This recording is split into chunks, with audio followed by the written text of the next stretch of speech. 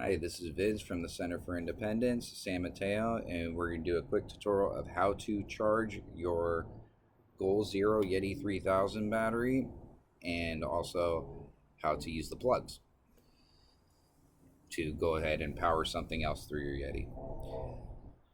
So this is a Yeti 3000 that we have from CID, and you're going to have two ways to charge it.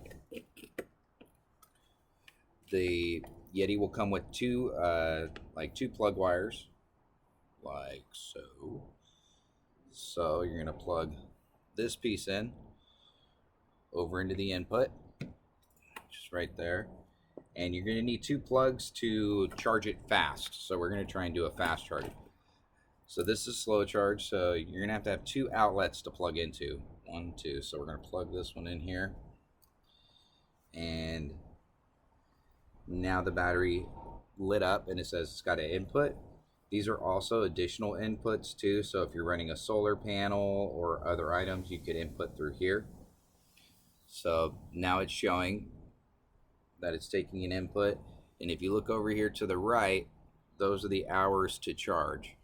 So there's a little bit of glare there, but it shows about 1.1 hours to charge on slow charge right there.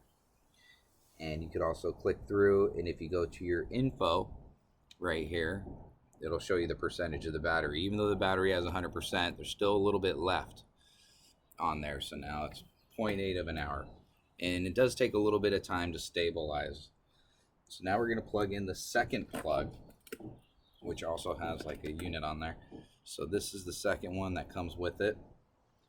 Watch out, it's a hot surface, so do not put anything on top of it or whatnot, and do not cover the product when you're running it.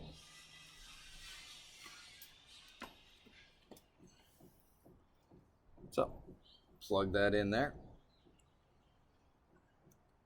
So you got now the second plug on, and then at the end of the unit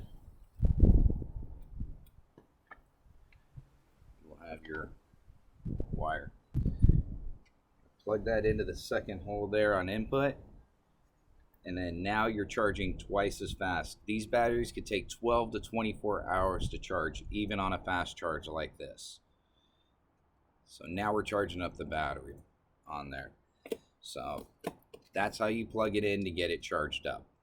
So now we're going to go through and learn how to plug something into it and what options it has there.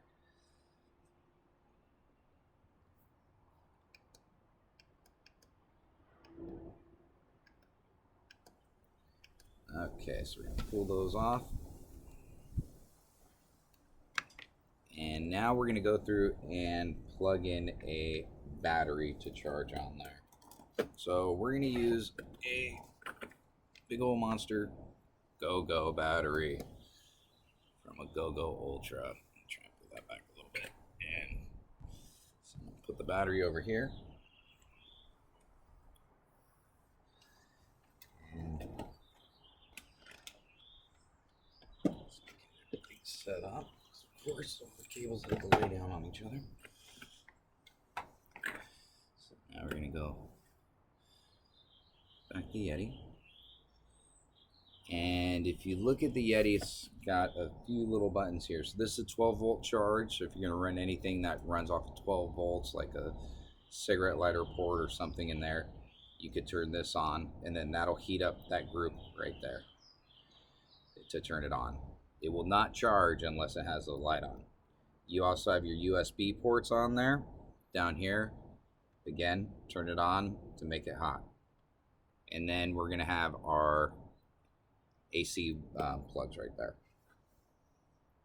So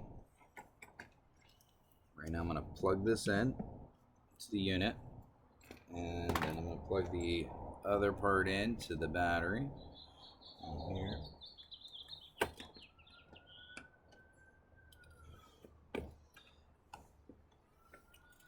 And as you can see, there's nothing on here. So we're going to go back to the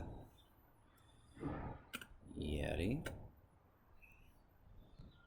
a full view of that front on there. And you're going to turn on that port. Once you turn on that port, The battery box will say power and charging, so that means it's working on there. Fortunately, there's a bright light. And right now, it's calculating right now on how much draw this charger has for this battery on it.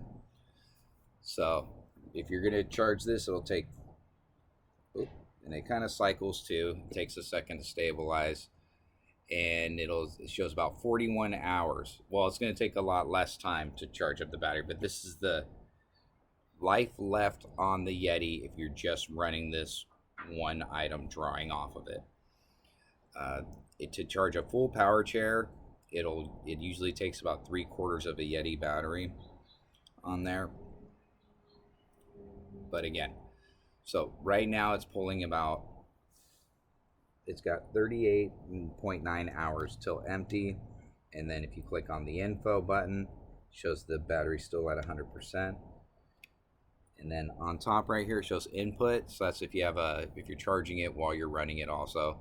It'll show you the input. Then the output here is in voltage. So you got 12.1 volts. And it's pulling 6.7 amps on there. And 81 watts.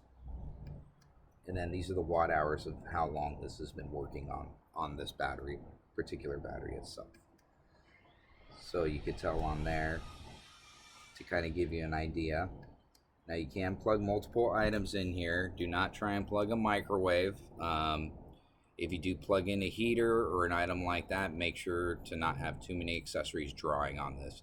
This does have an automatic shutoff. So if you plug in too many items and it causes excess draw, the battery will shut off on there. Do not leave these in the rain. Do not leave them in excessive heat on these batteries. Yeah, and that's about it. And make sure whenever you're going to start charging something or plugging something into this battery, make sure the port's hot, and then you'll be able to go through and have it work on there. Thank you.